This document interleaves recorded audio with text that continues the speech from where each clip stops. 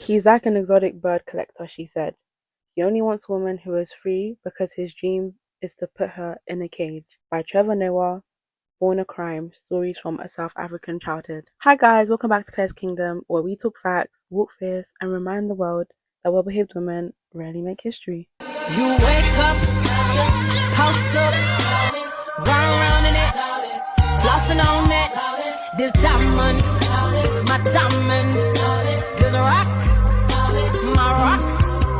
I woke up like this, I woke up like this. Hi guys, welcome back to my channel. So, wow, today we're going to be talking about the psychology of men that trap women, a cautionary tale.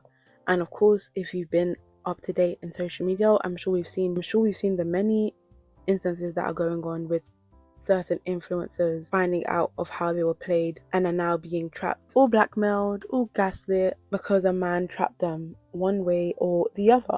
So all of this disclaimer is all from my observation, some from life experience, some from just watching others, some from just data I've gathered all around. And yeah, let's get into it. So why do men trap women? So I just read a quote out at the start of this video, which is a very famous quote or famous idea, and I'm sure we've seen in many instances about how powerful women that are in the prime of their lives, women that have built beautiful lives for themselves or are on the way to building beautiful lives for themselves, somehow end up being hoodwinked, being sabotaged, being tricked, being lied on, being baby trapped, being financially abused, all because they let in the wrong man or allowed the wrong person in their lives.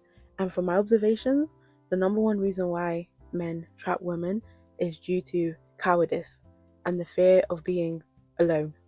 Of course, there's so many motives, so this is not a black and white topic, just to put that out there. This is not a black and white topic, and every situation is nuanced.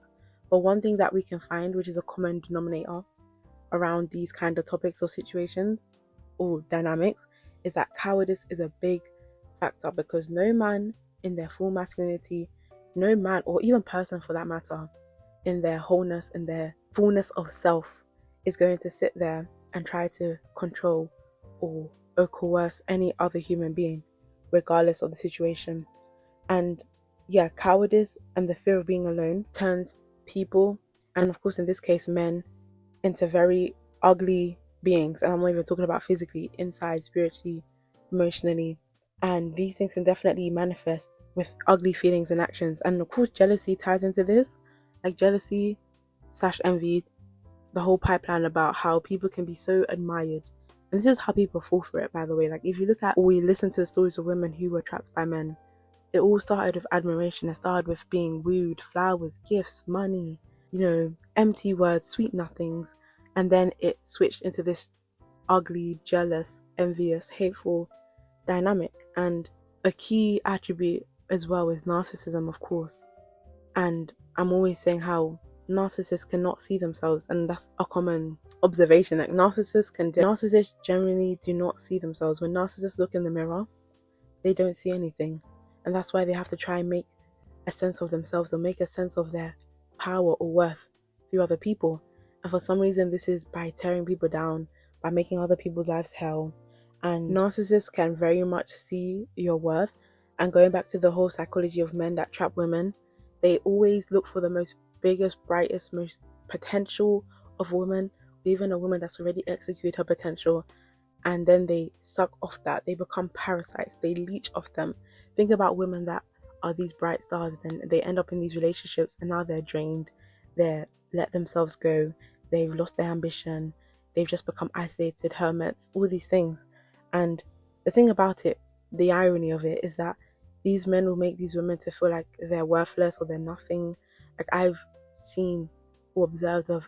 observed, for instance, couples who maybe have a bit of an age gap, and as the man is aging, he's now trying to tell the younger woman, you're too old, no one's gonna want you, you're turning this age, basically shrink, while simultaneously them trying to maintain their youth by dyeing their hair or trying to come across as younger, changing their style. Just these things that are clearly personal insecurities, and they try to put that onto their partner. And the reason why men like this trap women is because they know that if it was down to them, they wouldn't choose them as a partner. They wouldn't choose them as a friend. They wouldn't choose themselves, period. So when you as a woman, especially as a powerful woman, choose these kind of men, they kind of loathe you, they resent you. Because I wouldn't choose me, so why the hell would you choose me? And the thing is, it can be very confusing to spot, because in our heads you may think, okay, if they're chasing me, if they're pursuing me, if they're wooing me, that means they want me, right? But a lot of the time, people, these kinds of men are simply acting out of ego, or maybe they just see you as some sort of challenge to conquer, or like we talked about at the start of the video, being some sort of exotic bird to add to their collection. And it can definitely be satisfying. Like, think about the whole idea of hunting. You can simply go to the shop and buy a chicken. You can simply go to the shop and buy whatever type of animal you want to eat. But people still go out their way to hunt, because that thrill of the chase, that adrenaline spike when you chase down the prey, you find the prey, you use the required, tools, and you actually do it, is unmatched to just simply walking in a shop and getting it for free. Because there are so many women out there who would happily play the role of being subservient, play the role of being the happy, quiet wife, play the role of being, traditional 50-50, or, not working, whatever the case is. There are plenty of women that will happily fulfill these narcissists or predatory men's needs. Even like insecure women. There's insecure women, there's self-loathing women, all these kinds of personalities that these men try to make out of powerful women already exist. But that would be the equivalent of them just going to a shop and buying the meat. But of course, people love the thrill of the chase. Men love the thrill of the chase. So what do? They go to the rainforest, they find the biggest, most beautiful bird, the most beautiful woman, the most powerful woman, the most successful, or even the one that's on her way. And they decide, I want that one. And I'm sure I'm not going to name drop, but you guys have seen recently about the havoc or what's going on with certain powerful women or figures now being disrupted or trapped by certain male partners. And yes, this definitely translates into family structures, or even friendships, toxic workplaces, environments, or chaotic people, because you being a good-hearted person, you being kind, you being considerate is seen as a negative thing. And I'm so thankful for people like your Level Up Guru, make sure you guys subscribe to her, who opened my eyes on the whole idea about people who are less considerate, people that may not have the best intentions, often seen as more palatable. Like, even personally speaking, I've seen how in close bonds, when I was the person showing up, the person doing everything, going out of my way, it wasn't valued. But the person that would be most destructive, most chaotic, most grieving to the system or the environment will somehow be the most loved, cared for, the most protected, the most defended. And it's just all very backwards. So yes, being a woman especially that is very loving, beautiful, kind, bubbly, open, and even if this is something that's like underneath a tough exterior, the fact that you're able to bring that side out for these kinds of men, again, they punish you for it. They punish you for loving them. They punish you for sharing that side of yourself with them. And a lot of these men, or all these men that trap women, like I said, they have very surface level masculinity. So from the outside, even though a lot of the time they do give themselves away, from the outside they can have this big, larger than life look. Make sure you guys watch my video about my breakdown about The Housemaid, where I talked about this. They have this big, larger than life look, the contacts, the money, the suits, the cars, whatever it is. But deep down, they have a very fragile ego, or they have a very fragile sense of self.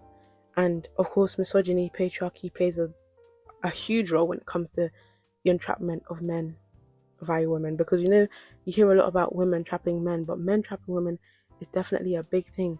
When I tell you guys from observation, I've seen again and again how especially children are used to keep women in unhappy, unsafe situations. And one thing I realized, or what I've seen about these men, is that they genuinely think the world revolves around them.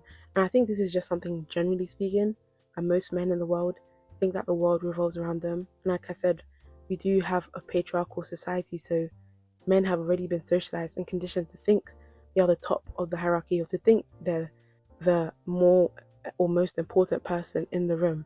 Now bringing that into the context of relationship, they think that because they're the man, quote unquote, you're supposed to, as a woman, revolve around them, break yourself down to like next to them. They shouldn't feel like you're bigger than them next to them, which is what doesn't even make sense. If you see a woman and you're threatened by her and you think she's bigger than you in every kind of way, why still be next to her? I don't know. But they genuinely think the world revolves around them. So when you as a woman decide to change your life, even mid-relationship, and this can apply across contexts, even in non-romantic bonds, when you decide that you actually want your life to mean something, you want to be your best self, you're going to find people being offended because why are you not being their cheerleader? I've talked about this, being the quote-unquote fat funny friend to now becoming the main character in your own life. It's going to offend people, especially when you're with men that carry this psychology. And they definitely use tools like negging, using degrading language, and in a lot of cases physical violence, physical force, assault. And a key thing in which I would urge you guys to pay attention to if you ever find yourselves in these kind of situations, the red flags is when they start to limit access, locking doors, locking windows, confiscating keys, taking phones, disconnecting Wi-Fi, disconnecting internet. These things, big red flags.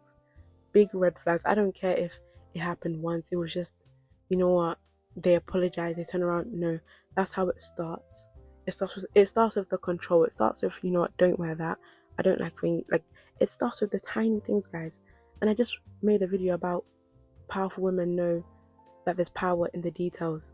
Even though that was a very positive video, the idea that little things can be the difference between where you are now and your dream life, or even your worst nightmare. Again, clearly being seen to us today and what's happening in the media.